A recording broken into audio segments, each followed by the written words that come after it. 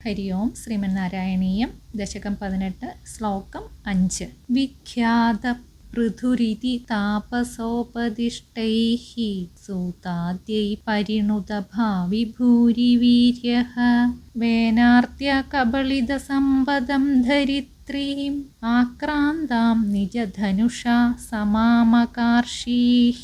പൃഥു എന്ന വിശ്രുതനായ നിന്തിരുവടി ഭാവിയിൽ മഹാപരാക്രമശാലിയാകുമെന്ന് താപസന്മാർ സൂതാദികളോട് ഉപദേശിച്ചതനുസരിച്ച് അവർ അങ്ങയെ പാടിപ്പുകഴ്ത്തി. വേനന്റെ പീഠകളാൽ സമ്പത്തെല്ലാം ഉള്ളിലേക്ക് വലിച്ചു കളഞ്ഞ ഭൂമിയെ തന്റെ വില്ലിന്റെ പരാക്രമം കൊണ്ട് നിലയ്ക്ക് നിർത്തി വില്ലിന്റെ അറ്റം കൊണ്ട് ഭൂമിയെ നിരപ്പാക്കി കൃഷിയോഗ്യമാക്കി തീർത്തു.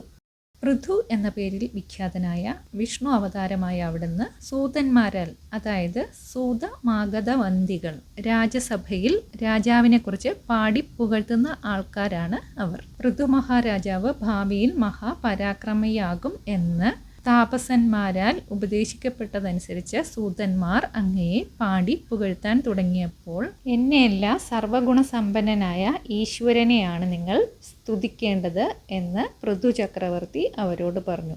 എങ്കിലും താപസന്മാർ ഉപദേശിച്ചതനുസരിച്ച് അവർ പൃഥു ചക്രവർത്തിയെ പാടി പുകഴ്ത്തി. രാജാവ് അവർക്ക് പാരിതോഷികം കൊടുക്കുകയും ചെയ്തു. രാജാവിനെ കാണാൻ വന്ന പ്രജകൾ ഭൂമി തൻ്റെ സമ്പത്തെല്ലാം ഉള്ളിലേക്ക് വലിച്ചു കളഞ്ഞതുകൊണ്ട് പ്രജകൾ അനുഭവിക്കുന്ന കഷ്ടപ്പാടിനെക്കുറിച്ച് പറഞ്ഞു.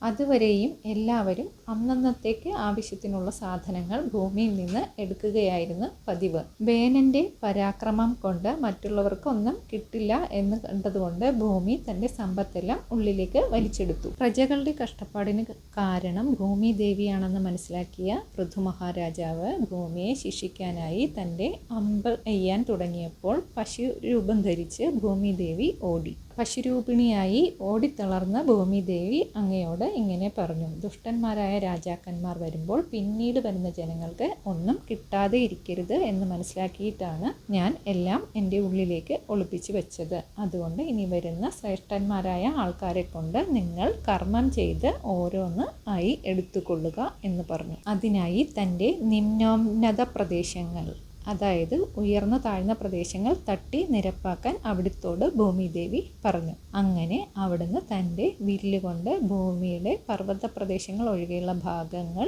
തട്ടി നിരപ്പാക്കി കൃഷിയോഗ്യമാക്കി തീർത്തു. അങ്ങനെ കൃഷി ചെയ്ത് വിളവുണ്ടാക്കിയും യജ്ഞങ്ങൾ നടത്തി മഴയുണ്ടാക്കിയും ഗ്രാമങ്ങളുണ്ടാക്കി ആൾക്കാരെ പാർപ്പിച്ചും പൃഥു മഹാരാജാവ് വിഖ്യാതനായ ചക്രവർത്തിയായി.